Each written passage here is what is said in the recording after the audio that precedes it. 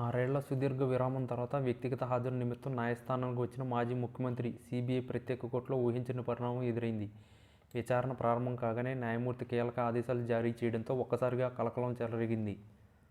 ఇది ఒక రకంగా దిమ్మతిరిగే షాక్ అని న్యాయ నిపుణులు సైతం విస్మయం వ్యక్తం చేస్తున్నాయి. వ్యక్తిగత హాజరు నుంచి మినహాయింపు కోరుతూ ఇదివరకు దాఖలు చేసిన పిటిషన్లు తాజా విదేశీ పర్యటన తర్వాత కోర్టుకు హాజరు కావాలన్న ఆదేశం నేపథ్యంలో ఈరోజు కోర్టుకు రావడం జరిగింది. అయితే గతంలో ఆయన వ్యక్తిగత హాజరు నుంచి మినహాయింపు పొందేందుకు చేసిన ప్రయత్నాలపై సీబీఐ తరపు న్యాయవాది గట్టి అభ్యంతరం వ్యక్తం చేయడమే కాక కేసు విచారణలో జాప్యం జరుగుతుందని కోర్టు దృష్టికి తీసుకెళ్లారు. దీనిపై తీవ్రంగా స్పందించిన కోర్టు గతంలో ఇచ్చిన వ్యక్తిగత హాజరు మినహాయింపునకు తక్షణమే రద్దు చేస్తూ సంచలన తీర్పు ఇచ్చింది. ప్రతి విచారణకు ఖచ్చితంగా హాజరు కావాల్సిందని స్పష్టం చేసింది.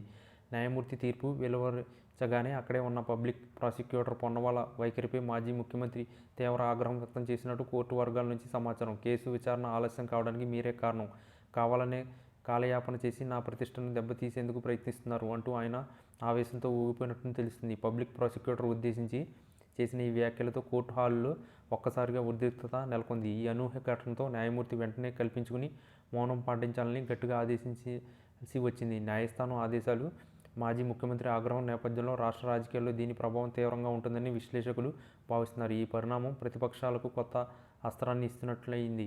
ముఖ్యంగా గత ఎన్నికల్లో అధికారంలోకి వచ్చిన కూటమి పార్టీలు ఈ అంశాన్ని ప్రజల్లోకి బలంగా తీసుకెళ్లేందుకు సిద్ధమవుతున్నట్లు తెలుస్తుంది.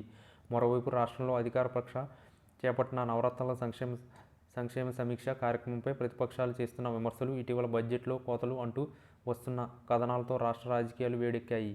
ముఖ్యంగా పరిపాలన వికేంద్రీకరణ అంశంపై మరోసారి అధికార పక్షం కసరత్తు చేస్తుందన్న వదంతుల మధ్య సీబీఐ కోర్టు తాజాగా ఆదేశాలు రావడం, మాజీ ముఖ్యమంత్రి ఆగ్రహం వ్యక్తం చేయడం ఆయన వర్గాల్లో ఆందోళన కలిగించింది. ఎన్ని కుట్రలు, ఎన్ని అడ్డంకులు సృష్టించినా న్యాయమే గెలుస్తుంది అంటూ మాజీ ముఖ్యమంత్రి అనుచరులు, అభిమానులు సోషల్ మీడియాలో స్పందిస్తున్నారు. ఈ కేసుపై తదుపరి విచారణ 2 వారాలు వాయిదా వేసినట్టు న్యాయమూర్తి ప్రకటించారు. మరుసటి రోజు నుంచే కోర్టు ఆదేశాలపై హైకోర్టు అప్పీలుకు వెళ్లేందుకు మాజీ ముఖ్యమంత్రి న్యాయవాదులు బృందం చురుకుగా కసరత్తు ప్రారంభించినట్లు విశ్వసనీయ వర్గాల సమాచారం. వ్యక్తిగత హాజరు తప్పనిసరి కావడంతో ఇకపై ప్రతి వారం కోర్టుకు వెళ్లడంపై, భద్రతా ఏర్పాటు, రాజకీయంగా ఎదురయ్యే సవాళ్లను ఎలా అధిగమించాలన్న దానిపై మాజీ ముఖ్యమంత్రి తన సన్నిహితులతో చర్చలు జరుపుతున్నట్టు తెలుస్తుంది.